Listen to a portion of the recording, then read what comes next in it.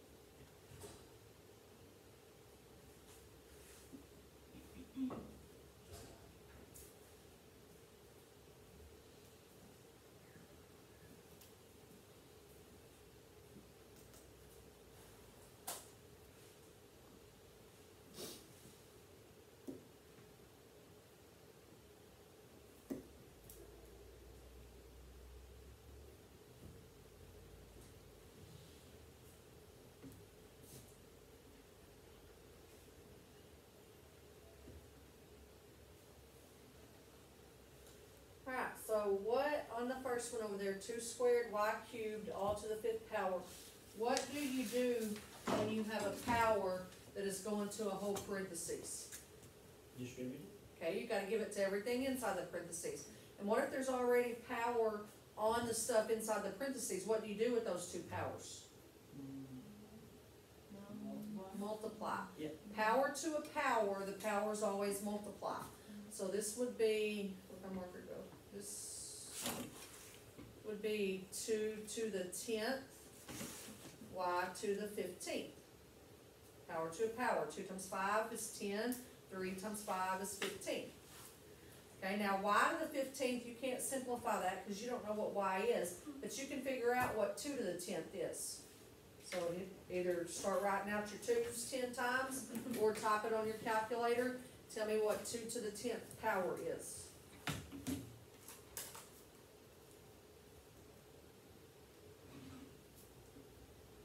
1,024.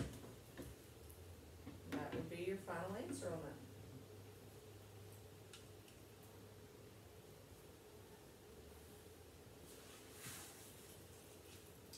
Okay, so my hint for you on that second one, by the way, we're doing 5. I've got 5 already spaced out up there.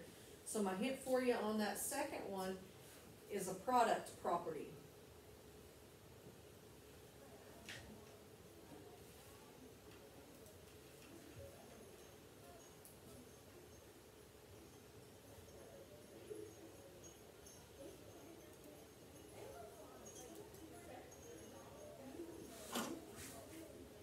Look at the W's, a W times a W, same base, so I'm going to have a W in my answer.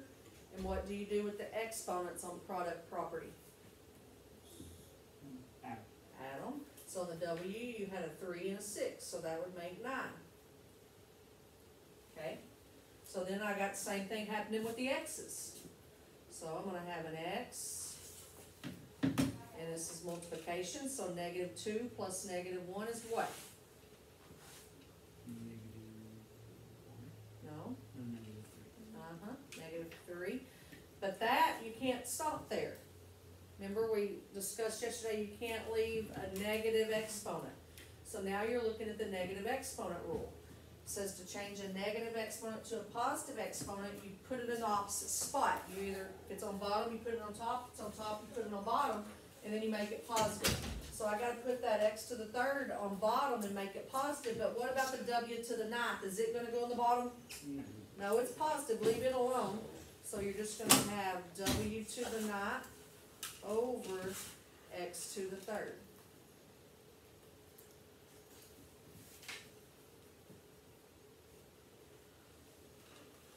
Okay, you wanna erase that and go to the next 2? They got what we need on those? Wait, were these are not on yours or in the first 2 correct? Yes. I do not think those are on your assignments. I don't think so. Will the assignment be on the classroom?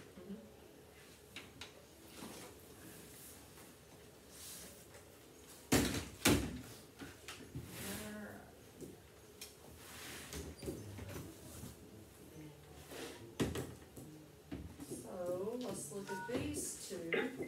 I need all the seniors dressed up for Spirit Week to have the high school lobby. Yeah. Juniors. Give those a try. Give those a try.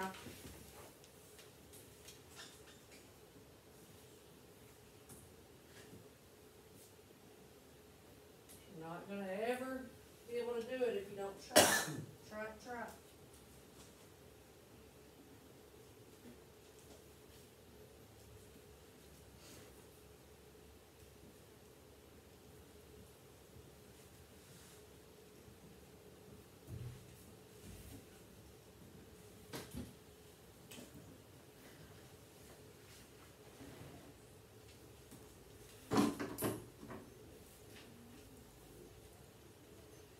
On that first one, is that kind of short. is that 4 and then x to the fourth, or is it 4x?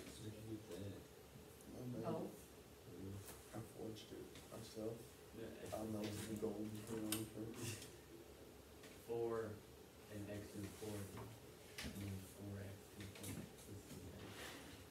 That was weird. you could read it as 4 times x to the fourth times y to the fifth, or you could read it as 4x to the fourth y to the fifth.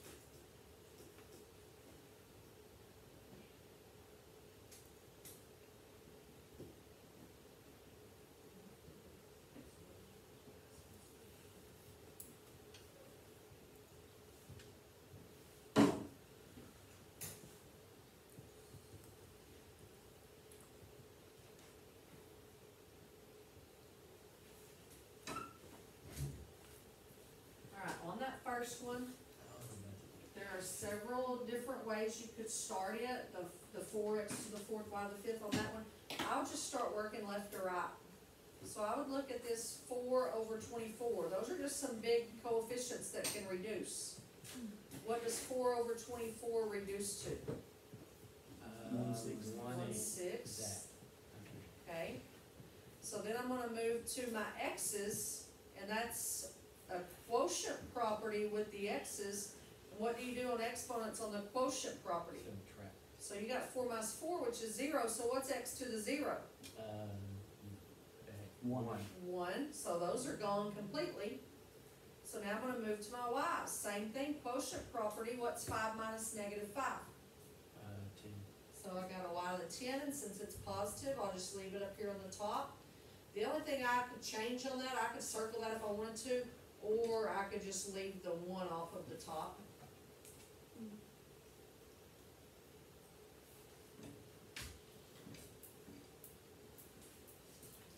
Okay. Now, on this last, or next to the last one, the second one up there, I've got one more after it. There's no variables in that, so your calculator could actually do that for you. However, on the assignment that you're gonna do today, sometimes it's not wanting the final answer, it's just wanting to know what the process would look like. So even though we could type that whole thing in our calculator, we can go ahead and just show what the process. So we did this property on the first one, we had a power to a power. And what happens on a power to a power? Multiply, so we got 2 times 1/3, which is just 2/3. Okay? Now, we didn't use this property yet yesterday, but you wrote down some stuff about it. When you have an exponent that's a fraction, like we do here, this is gonna be your power over your root. And that's what I was telling Christian yesterday. You're gonna hear me a gazillion times say power over root, power over root, power over root. So that means I'm gonna do 8 to the second power, but take I need the all juniors dressed up for Spirit Week to have the high school lobby. okay, power over root. Power over root, power over root, power over root. Now that actually becomes a pretty easy problem to simplify if the choice wasn't here and we needed to keep simplifying, because I can figure out what the cube root of 8 is. If you think about multiplying a cube root means you multiply it by itself 3 times. If you think about multiplying a number by itself 3 times and you only get 8 as a final answer, it's gotta be pretty small. So, 1 times 1 times 1, that's 1. 2 times 2 times 2, 2 times 2 is 4, times 2 is 8, right? So the cube root of 8 would be 2, but then you still gotta square it. So what's 2 squared? 4. So the final answer on that, if you just typed it all in your calculator, you would get a 4. I was going the wrong way. Math is weak. I was gonna do 8 squared and then do it. You could. See, the reason I didn't is that just gets a bigger number, and my brain likes smaller numbers first. But I could have done 8 squared and got 64, and then figured out what number times itself 3 times is 64. 4 times 4 is 16, times 4 is 64. So you get the same answer. So you could have, you weren't wrong. You could have done that. All right, I got one more. Let me erase this.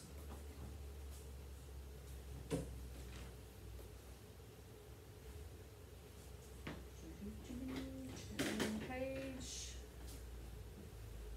Oh. 7th root of 5 to the 7th. What's your guess? Well, That's you a go to power the rule. 7th power first. You take your exponent, you take your variable, and then put I it, don't have a variable. Oh, wait, that's why. that's easy. You divide your exponent. It's 5. Christian's correct. Why is it 5? Because it's Seven. trying to figure out Good. what to the 7th power. Just like when we were solving quadratics and a square root and a squared canceled each other out. As long as you have the same root and the same power, they always cancel each other out. So a 7th root and a 7th power would cancel each other out.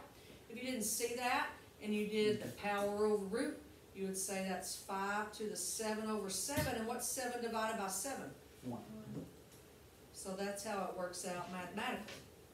The Christian saw it and got it, so good job. Okay, in your classroom is an assignment for today over this stuff. And the assignment, I don't know if you've had these types of assignments in the past. It's one of them where it's a matching and it answers a cheesy riddle. I do those on purpose because you can figure out the answer to the riddle ahead of time and then check your work. However, because you can figure out the answer to the cheesy riddle, you got to show your work. Now, there's not a lot of work to show on these. Like, you've got some, let me fast forward a couple pages again. You got some that look like this. So there's not a lot of work to show on some of them, but you can find something to write. Okay? Everybody good? I mean, do you know the answer to the riddle already? Did you read it? One guy at school, he was out of, I'm guessing he was out of, No. He was not so bright. Okay, so you've got the correct answers now, so you can check it, make sure you're on the right road, but show your work. Okay? Alright, that's all we got for the rest of the day. remember, he was out, he was not. We'll write it on your paper there, he was not so bright.